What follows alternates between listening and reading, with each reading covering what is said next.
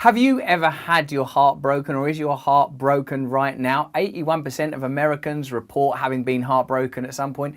Only 61% of Brits. That stiff upper lip protecting us still from the horrors of heartbreak. And if you are heartbroken, how do you heal from a broken heart?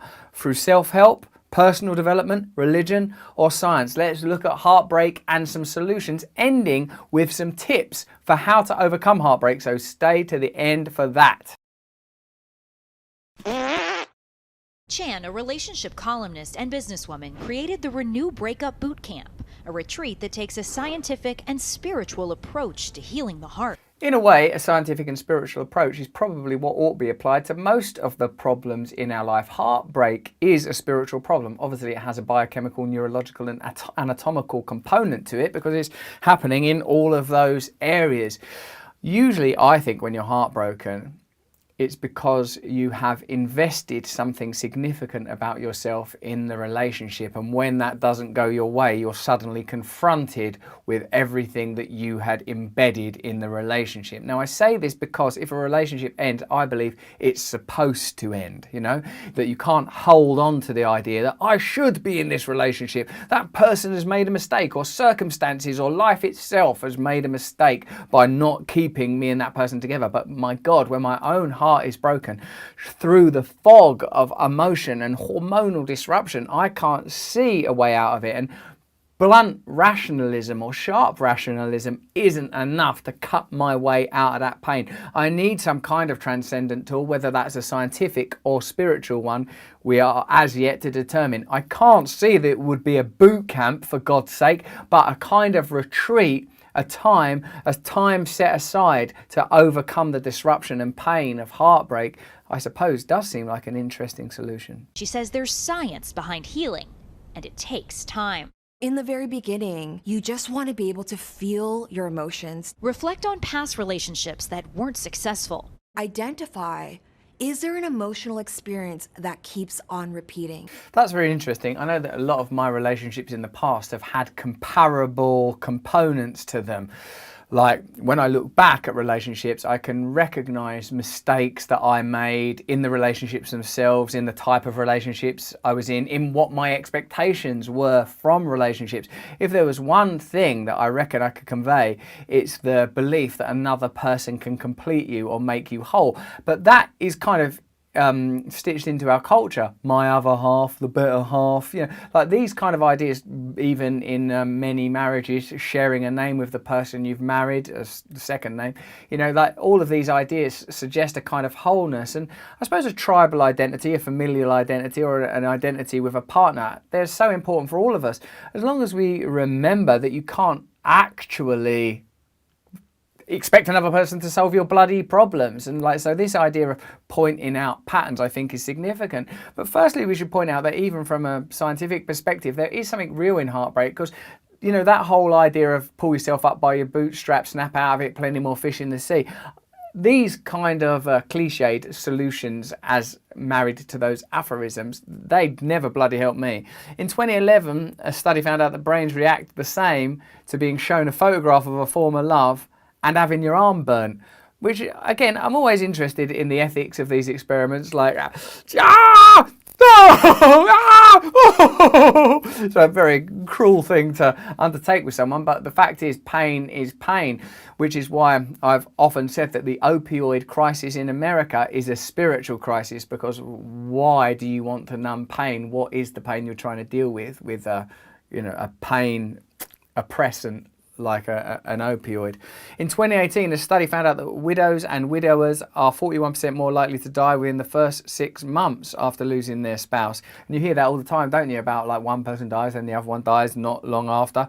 The researchers suspect this was the result of a 53% increase in the risk of cardiovascular disease. It's literally a broken heart. I suppose we have to look at the various categories. Sometimes there are relationships that you're in for a very long time that you're fully immersed in, and then they end. It's heartbreaking. Sometimes it's that giddy rush of someone you've known for a month. Man, over the course of my life, I think I fell in love first maybe at like 11. I mean, there's so many, in my case, females that I can remember being in love with and being just completely lost in those relationships. And it's only now, with the benefit of hindsight, that I have to acknowledge the psychological terrain that I was coming from. I was a person that was looking for something, looking for a solution, felt alienated, isolated, alone. What are the conditions for a healthy relationship? Well, that's another video, and by God, we're going to make it. But when a relationship ends, I think the first thing, the most important thing, is absolute acceptance. Acceptance that you're powerless over that relationship. It's ended now, let go of it. So like a retreat, I suppose, is an interesting idea, because you're moving away and you're specifically acknowledging that this problem's happened. You're not trying to deny it. Find a positive outlet for those negative feelings. Go for a jog. Put on your favorite dance playlist. I don't know that I can, I guess the problem is with something as severe and acute as heartbreak, many of these solutions may seem trite, but one of the things that I can definitely support is that when you experience extreme pain like that, you have to allow yourself to feel it. My concern with going for a jog, trying to run away from heartbreak, might not be the right thing to do. I personally have to allow myself to fully experience pain. I have to allow it to sort of come in. She says expand your horizons. Date 10 different people who you normally would not. I don't know about that as a solution. Also, what about that thing though, when you're really in love with someone and then you do go on a date with another person and you're like, oh no, this isn't them, this isn't them.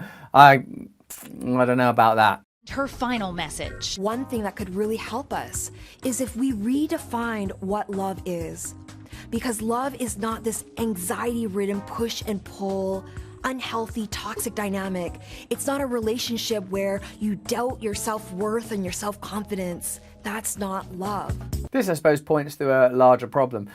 Most of us, to some degree or another, are working out our unconscious neuroses in the drama of our lives, whether that's in our working lives or our romantic life. If you feel deep down that you're not good enough, you will work that drama out through your relationships, through your working life, etc. So when identifying what you're looking for in a relationship, I think it's important to start dealing with your ulterior problems and acknowledging that they cannot be resolved by a perfect relationship, that there is no person that is gonna zap you into happiness.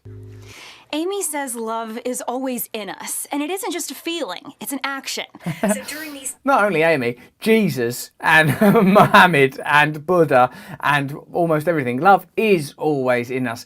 Love, I believe, to be the impulse towards and the instinctual understanding of union. Something in us recognizes that separation is not our ultimate state, just a temporary instantiation of a kind of cellular self on our way to the expansive realization of oneness. This is a very hard idea to conceptualize and hold, so we tend to, like ducklings, imprint it on individuals. I love this pair of shoes, I love that football team, I love that other human being, that dog, whatever. But really, love is all inclusive and all expansive, and it is being generated, or at least received, within. How could it be otherwise? And by understanding that, by doing the necessary spiritual work to experience love through yourself and through, a kind of a pan love, pan amore, that's what I want to say.